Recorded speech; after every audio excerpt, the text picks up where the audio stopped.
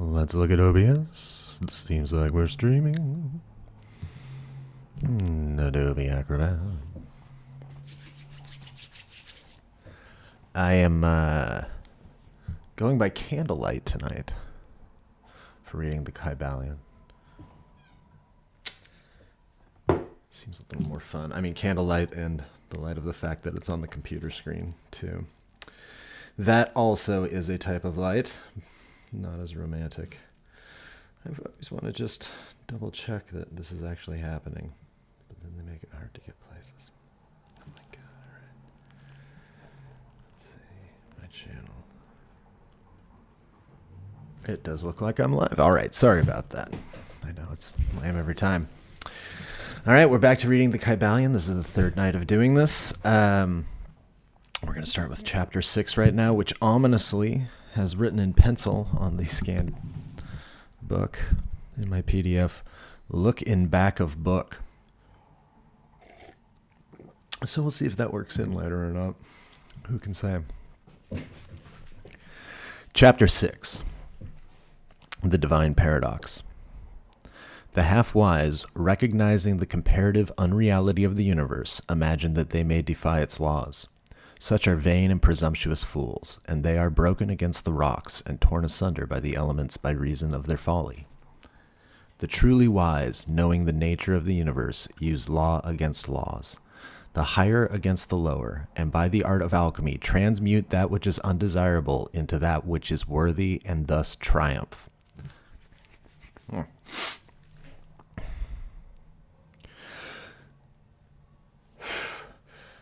Mastery consists not in abnormal dreams, visions, and fantastic imaginings or living, but in using the higher forces against the lower, escaping the pains of the lower planes by vibrating on the higher. Transmutation, not presumptuous denial, is the weapon of the master. The Kybalion. This is the paradox of the universe, resulting from the principle of polarity, which manifests when the all begins to create. Hearken to it, for it points the difference between half-wisdom and wisdom. While to the infinite all, the universe, its laws, its powers, its life, its phenomena, are as things witnessed, in the state of meditation or dream, yet to all that is finite. The universe must be treated as real, and life, and action, and thought must be based thereupon accordingly, although with an ever understanding of the higher truth, each according to its own plane and laws.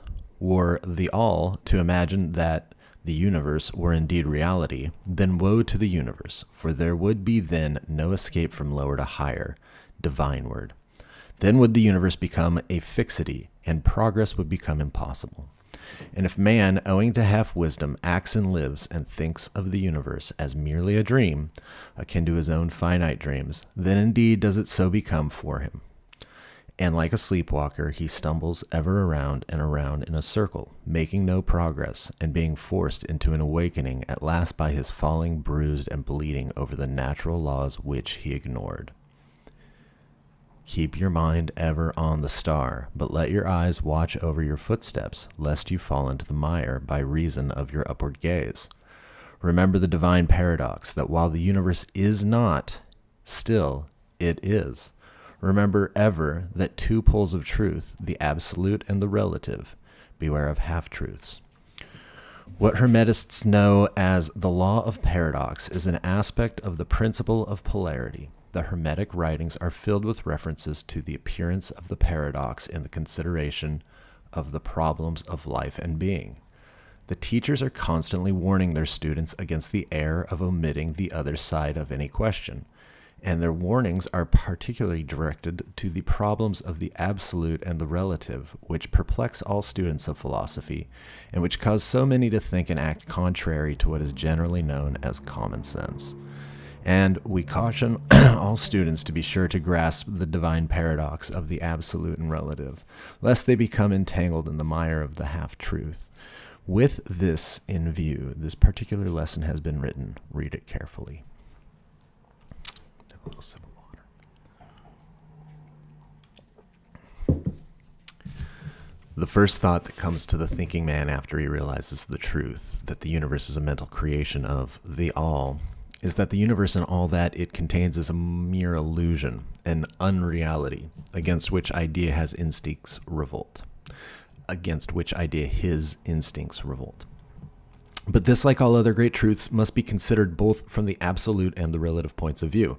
From the absolute point of view, of course, the universe is in the nature of an illusion, a dream, a phantasmagoria, as compared to the all in itself. We recognize this even in our ordinary view, for we speak of the world as a fleeting show that comes and goes, is born and dies, for the element of impermanence and change, finiteness and unsubstantiability. Of substantiality, must ever be connected with the idea of a created universe when it is contrasted with the idea of the all. No matter what may be our beliefs concerning the nature of both, philosopher, metaphysician, scientist, and theologian all agree upon the idea, and the thought is found in all forms of philosophical thought and religious conceptions, as well as in the theories of the respective schools of metaphysics and theology. So the Hermetic teachings do not preach the unsubstantiality of the universe in any stronger terms than those more familiar to you, although their presentation of the subject may seem somewhat more startling. Anything that has a beginning and an ending must be, in a sense, unreal and untrue, and the universe comes under the rule in all schools of thought. From the absolute point of view, there is nothing real except the all. No matter what terms we may use in thinking of or discussing the subject, whether the universe be created of matter or whether it be a mental creation in the mind of the all, it is unsubstantial, non-enduring, a thing of time, space, and change. We want you to realize this fact thoroughly before you pass judgment on the Hermetic conception of the mental nature of the universe.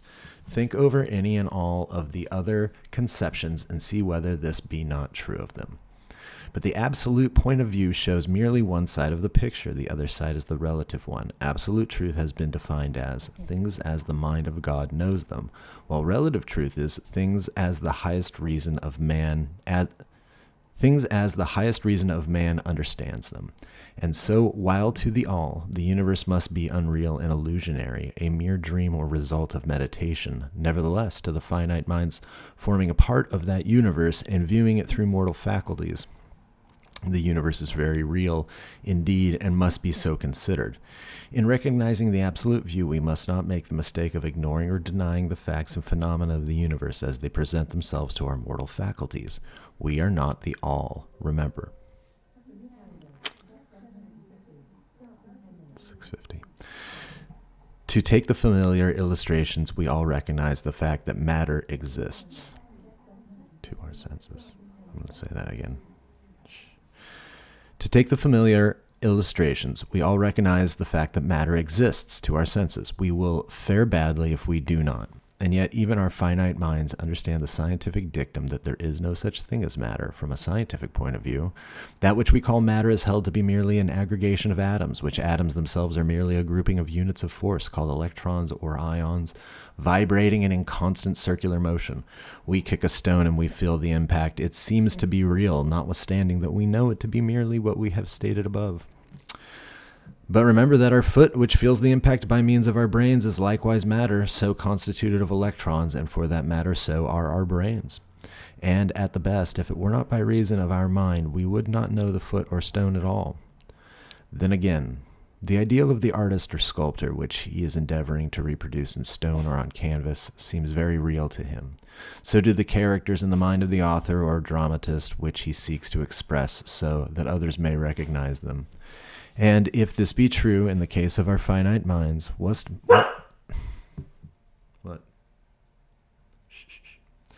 must be the degree of reality in the mental images created in the mind of the infinite? O friends, to mortals this universe of mentality is very real indeed. It is the only one we can ever know, though we rise from plane to plane, higher and higher in it. To know it otherwise by actual experience, we must be the all itself. It is true that the higher we rise in the scale, the nearer to the mind of the Father we reach, the more apparent becomes the illusory nature of the finite things. But not until the all finally withdraws us into itself does the vision actually vanish. So, We need not dwell upon the feature of illusion. Rather, let us recognize the real nature of the universe, seek to understand its mental laws, and endeavor to use them to the best effect in our upward progress through life as we travel from plane to plane of being.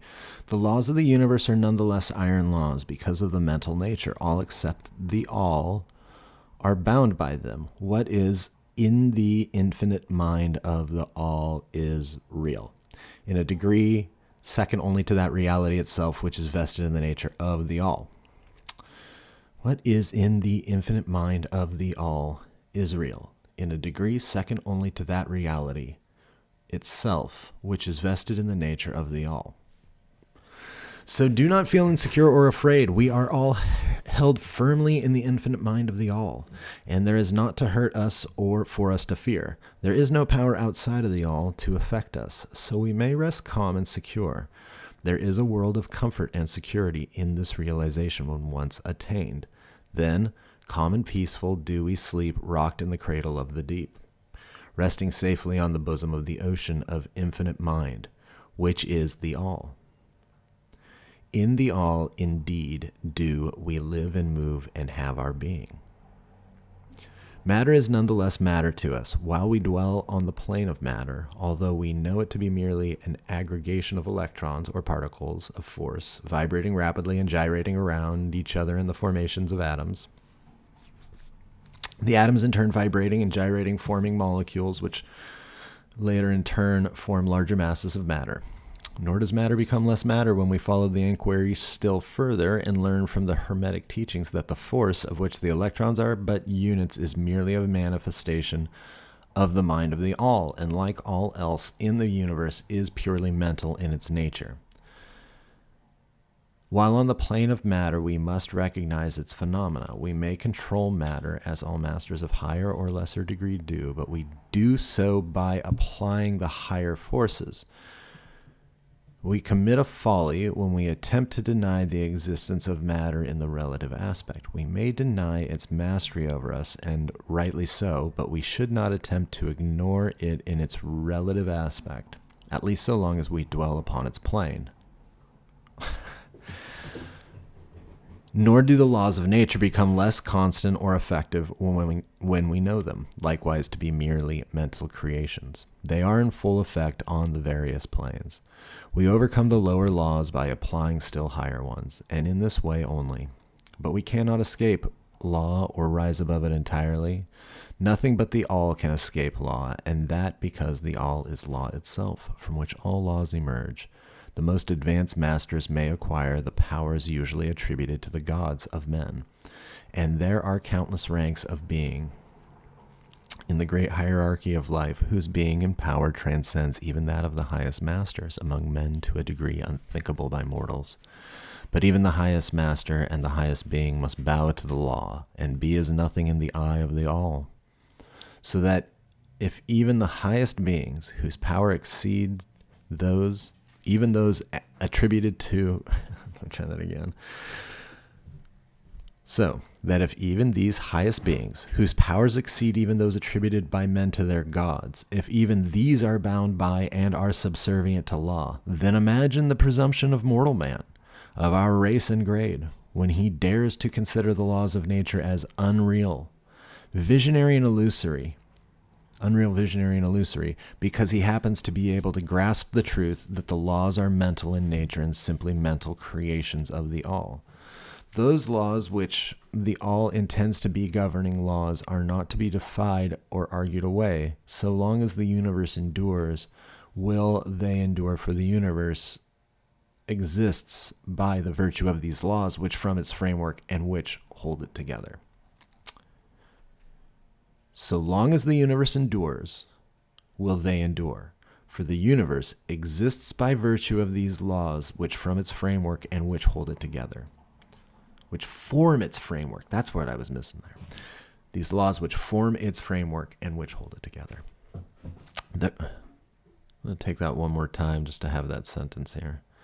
So long as the universe endures, will they endure, for the universe exists by virtue of these laws which form its framework and which hold it together. The Hermetic principle of mentalism, while explaining the true nature of the universe upon the principle that all is mental, does not change the scientific conceptions of the universe, life, or evolution. In fact, science merely corroborates the Hermetic teachings. The latter merely teaches that the nature of the universe is mental, while modern science has taught that it is material, or of late that it is energy, at the last analysis.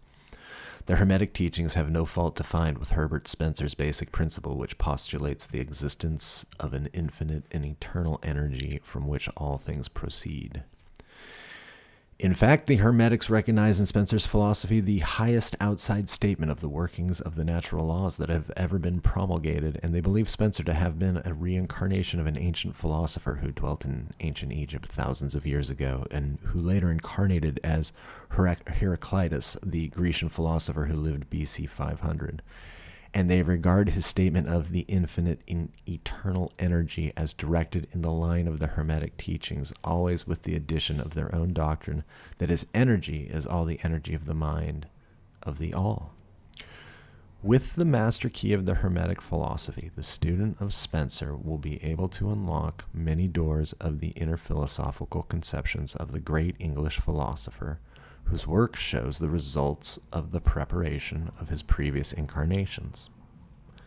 His teachings regarding evolution and rhythm are in almost perfect agreement with the Hermetic teachings regarding the principle of rhythm. Who's this guy? Spencer. So the student of Hermetics need not lay aside any of his cherished scientific views regarding the universe. All he is asking to do is to grasp the underlying principle of the all is mind, the universe is mental, held in the mind of the all.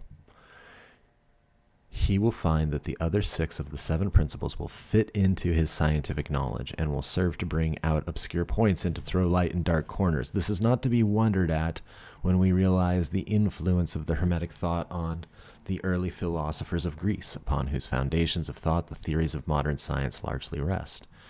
The acceptance of the first Hermetic principle, mentalism, is the only great point of difference between modern science and Hermetic students, and science is gradually moving toward the Hermetic position in its groping in the dark for a way out of the labyrinth into which it has wandered in its search for reality.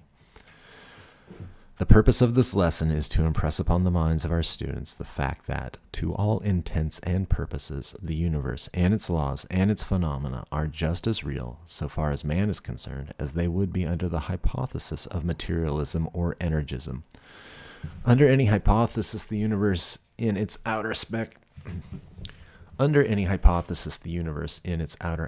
is changing, ever-flowing, and transitory, and therefore devoid of substantiality and reality. But note the other pole of the truth. Under any of the same hypotheses, we are compelled to act and live as if the fleeting things were real and substantial. With this difference always between the various hypotheses, that under the old views, mental power was ignored as a natural force, while under mentalism it becomes the greatest natural force. And this one difference revolutionizes life to those who understand the principle and its resulting laws and practice.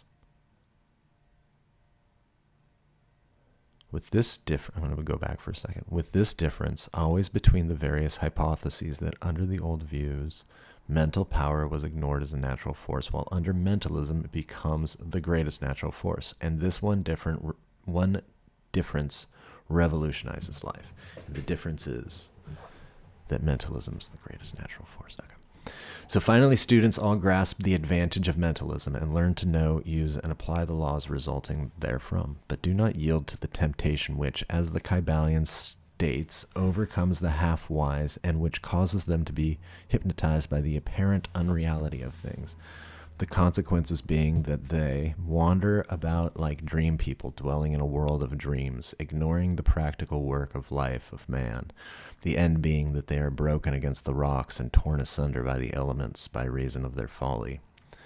Rather follow the example of the wise, which the same authority states, use law against laws, the higher against the lower, and by the art of alchemy transmute that which is and by the art of alchemy transmute that which is undesirable into that which is worthy, and thus triumph. Following the authority, let us avoid the half-wisdom, which is folly, which ignores the truth that mastery consists not in abnormal dreams, visions, and fantastic imaginings or living, but in using the higher forces against the lower. Escaping the pains of the lower planes by vibrating on the higher. Remember always, student, that transmutation, not presumptuous denial, is the weapon of the master.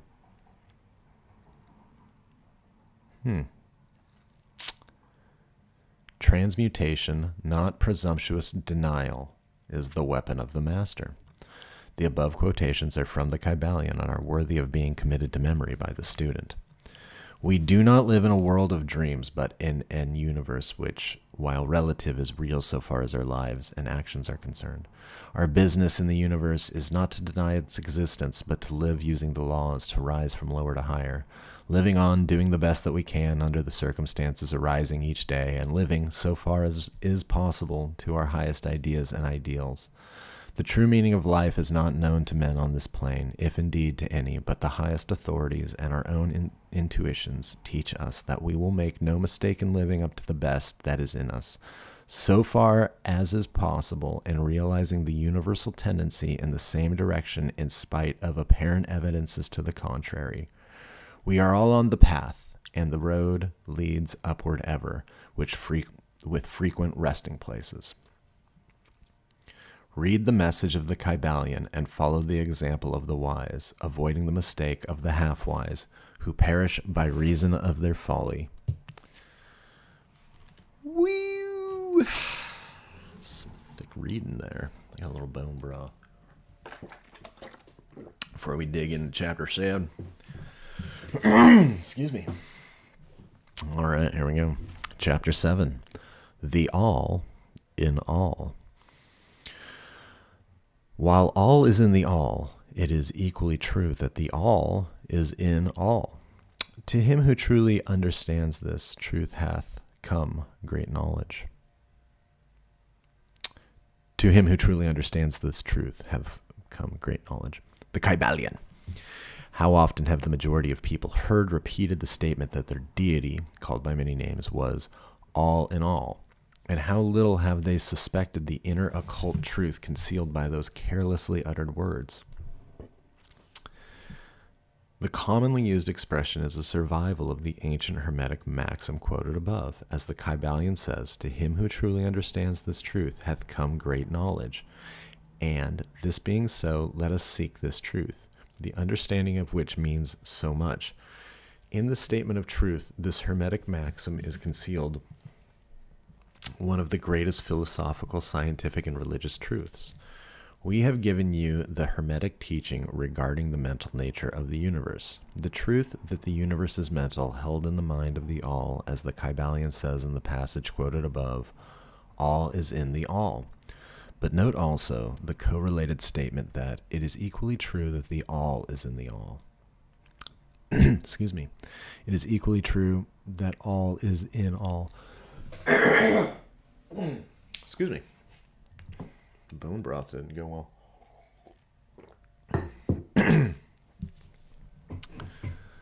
As the Kybalion says in the passage quoted above, all is in the all. But note also the correlated statement that it is equally true that the all is in all. This apparently contradictory statement is reconcilable under the law of paradox. It is, moreover, an exact Hermetic statement of the relations existing between the all and its mental universe. We have seen how all is in the all. Now let us examine the other aspect of the subject. The Hermetic teachings are to the effect that the all is immanent in, remaining within, inherent, abiding within, its universe. So the all is immanent in its universe, and in every part, particle, unit, or combination within the universe. This statement is usually illustrated by the teachers by a reference to the principle of correspondence. The teacher instructs the student to form a mental image of something, a person, an idea, something having a mental form. The favorite example being that of the author or dramatist forming an idea of his characters, or a painter or sculptor forming an image of an ideal that he wishes to express by his art.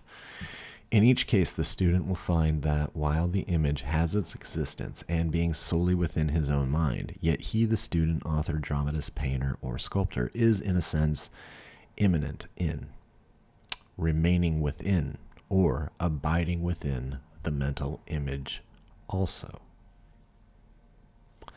In other words, the entire virtue, life, spirit, and reality in the mental image is derived from the immanent mind of the thinker. Consider this for a moment until the idea is grasped. In other words, the entire virtue, life, spirit of reality in the mental image is derived from the immanent mind of the thinker. Okay. To take a modern example, let us say that Othello, Iago, Hamlet, Lear, Richard III existed merely in the mind of Shakespeare at the time of their conception or creation, and yet Shakespeare also existed within each of these characters, giving them their vitality, spirit, and action. Whose is the spirit of the characters that we know as Micawber, Oliver Twist, Uriah Heep? Is it Dickens? Or have each of these characters a personal spirit independent of their creator? Have the Venus of Medici and the Sistine Madonna, the Apollo Belvedere, spirits and reality of their own, or do they represent the spiritual and mental power of their creators? The law of paradox explains that both propositions are true, viewed from the proper viewpoint. Micawber is both... I don't know if I'm saying that right. Micawber is both Micawber and yet Dickens. And again, while Micawber may be said to be Dickens, yet Dickens is not identical with Micawber. Man, like Micawber, may exclaim, "The spirit of my creator is inherent within me, and yet I am not he." How different this from the shocking half-truth so vociferously announced by certain of the half-wise, who fill the air with their raucous cries of, "I am God." Imagine poor Micawber or the sneaky Uriah Heep crying, "I am Dickens," or some of the lowly clods in one of Shakespeare's plays grandiloquently announcing that "I am Shakespeare." The all is in the earthworm, and yet the earthworm is far from being the all. And still the wonder remains that though the earthworm exists merely as a lowly thing, created and having its being solely within the mind of the all, yet the all is immanent in the earthworm and in the particles that go to make up the earthworm. Can there be any greater mystery than this of all in the all and the all in all? The student will of course realize that the illustrations given above are necessarily imperfect and inadequate, for they represent the creation of mental images in finite minds, while the universe is a creation of infinite mind, and the difference between the two poles separates them. And yet it is merely a matter of degree. The same principle is in operation. The principle of correspondence manifests in each, as above, so below, as below, so above. And in the degree that man realizes the existence of the indwelling spirit immanent within his being, so will he rise in the spiritual scale of life. This is what spiritual development means: the recognition, realization, and manifestation of the spirit within us. Try to remember this last definition, that of spiritual development. It contains the truth of true religion. There are many planes of being, many subplanes of life, many degrees of existence in the universe, and all depend upon the advancement of beings in the scale, of which scale the lowest point is the grossest matter, the highest being separated only by the thinnest division from the spirit of the all. And upward and onward along the scale of life everything is moving, all are on the path, whose end is the all. All progress is a returning home. All is upward and onward, in spite of all seemingly contradictory All is upward and onward, in spite of all seemingly contradictory appearances. Such is the message of the illumined. The Hermetic teachings concerning the process of the mental creation of the universe are that at the beginning of the creative cycle, the all, in its aspect of being, projects its will towards its aspect of becoming, and the process of creation begins. Take it one more time. I didn't understand that. The Hermetic teachings concerning the process of the mental creation of the universe are that at the beginning of the creative cycle, The all, in its aspect of being, projects its will towards its aspect of becoming, and the process of creation begins. It is taught that the process consists of the lowering of vibration until a very low degree of vibratory energy is reached, at which point the grossest possible form of matter is manifested.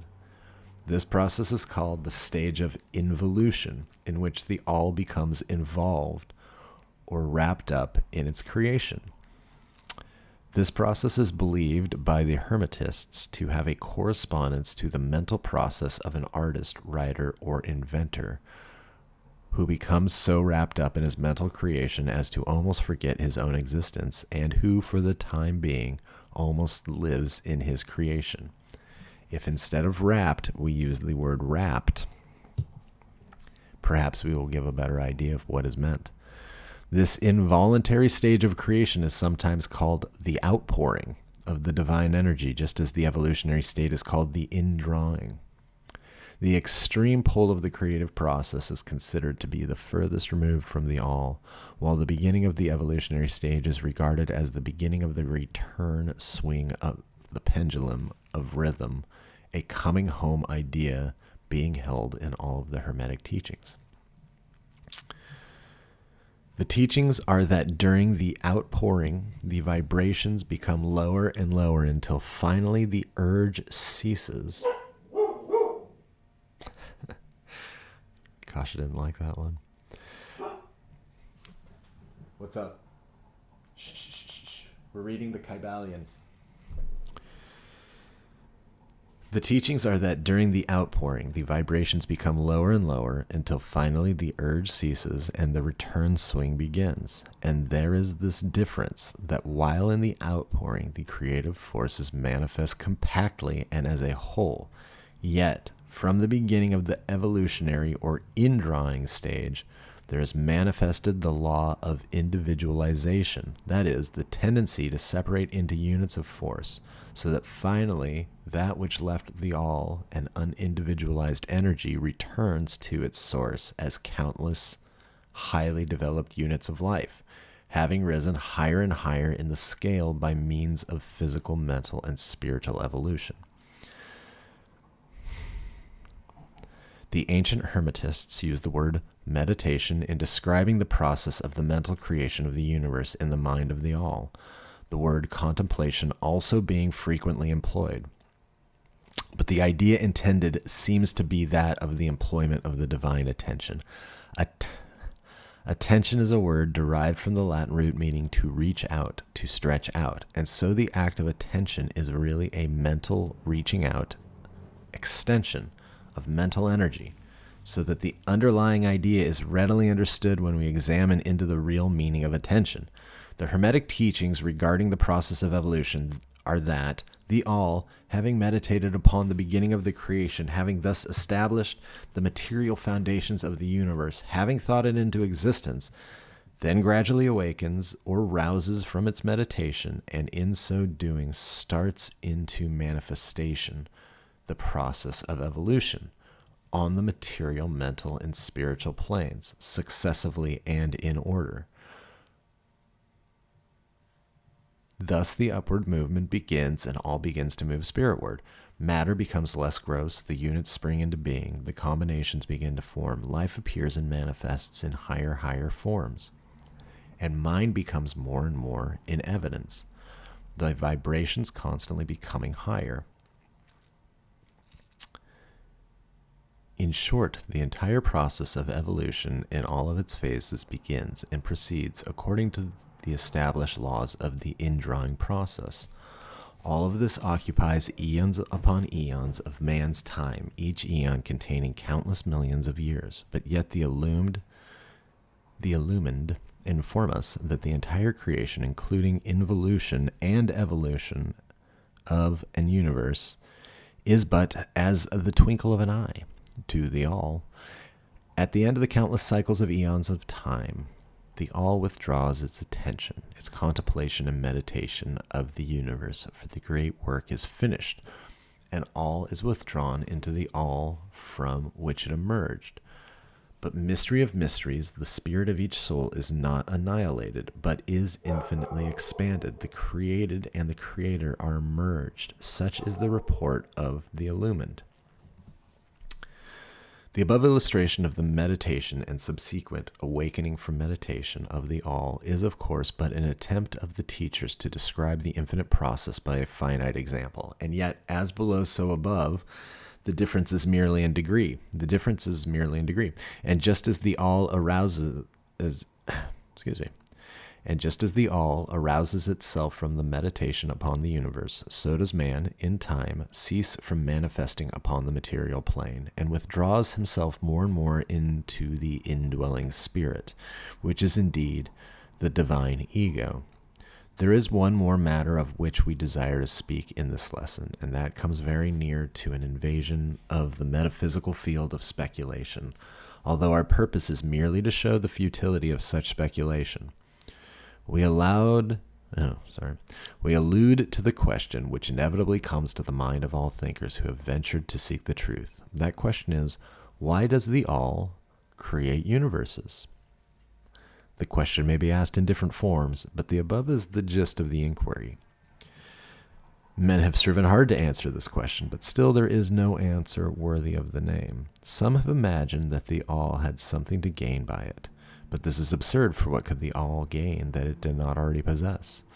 Others have sought the answer in the idea that the all wished something to love, and others that it created for pleasure or amusement or because it was lonely, or to manifest its power, all puerile explanations and ideas belonging to the childish period of thought. Others have sought to explain the mystery by assuming that the all found itself compelled to create by reason of its own internal nature, its creative instinct. This idea is in advance of others, but its weak point lies in the idea of the all being compelled by anything, internal or external.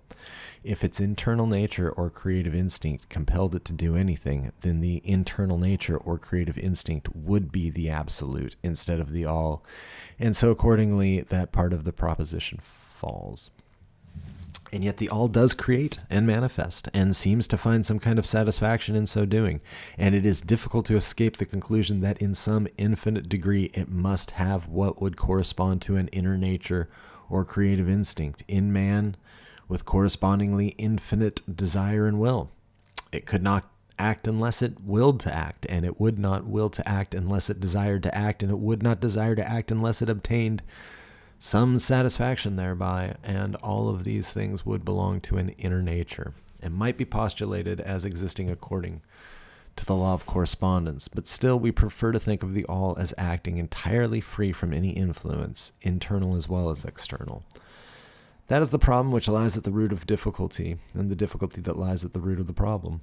Strictly speaking, there cannot be said to be any reason whatsoever for the all to act, for a reason implies a cause, and the all is above cause and effect, except when it wills to become a cause, at which time the principle is set into motion. So you see, the matter is unthinkable, just as the all is unknowable, just as we say the all merely is, so we are compelled to say that the all acts because it acts. At the last, the all is all reason in itself, all law in itself, all action in itself, and it may be said truthfully that the all is its own reason, its own law, its own act, or still further, that the all, its reason, its act, is law, are one, all being names for the same thing. In the opinion of those who are giving you these present lessons, the answer is all. Sorry, just saying all a bunch. In the opinion of those who are giving you these present lessons, the answer is locked up in inner self of the all, along with its secret of being. The law of correspondence, in our opinion, reaches only to that aspect of the all which may be spoken of as the aspect of becoming. Back of that aspect is the aspect of being, in which all laws are lost in law. All principles merge into principle, and the all, principle, and being are identical, one and the same. Therefore, metaphysical speculation on this point is futile. We go into the matter here merely to show that we recognize the question and also the absurdity of the ordinary answers of metaphysics and theology. In conclusion, it may be of interest to our students to learn that while some of the ancient and modern Hermetic teachers have rather inclined in the direction of applying the principle of correspondence to the question, with the result... Let me take that again. I lost steam there. In conclusion, it may be of interest to our students to learn that while some of the ancient and modern Hermetic teachers have rather inclined in the direction of applying the principle of correspondence to the question, with the result of the inner nature conclusion, still the legends have it that Hermes the Great, when asked this question by his advanced students, answered them by pressing his lips tightly together and saying not a word, indicating that there was no answer. But then he may have intended to apply the axiom of his philosophy that the lips of wisdom are closed except to the ears of understanding, believing that even his advanced students did not possess the understanding which entitled them to the teaching. At any rate, if Hermes possessed the secret, he failed to impart it, and so far as the world is concerned, the lips of Hermes are closed regarding it. And where the great Hermes hesitated to speak, what mortal may dare to teach? But remember that whatever be the answer to this problem, if indeed there be an answer, the truth remains that while all is in the all, it is equally true that the all is in all. The teaching on this point is emphatic, and we may add to the concluding words of the quotation, "To him who truly understands this truth hath come great knowledge." I don't know if I can do anymore. That was very mind-popping. Let's see, how long is chapter 8?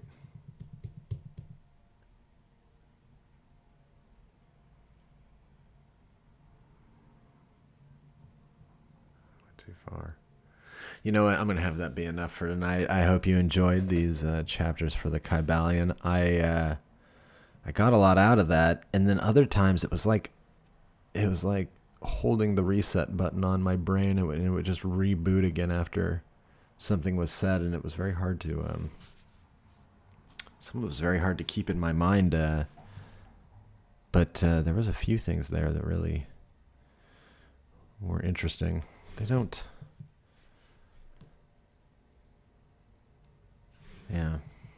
Well, I'm not doing commentary right now. I'm just trying to get through this, but this whole idea of the all being in the all is fascinating.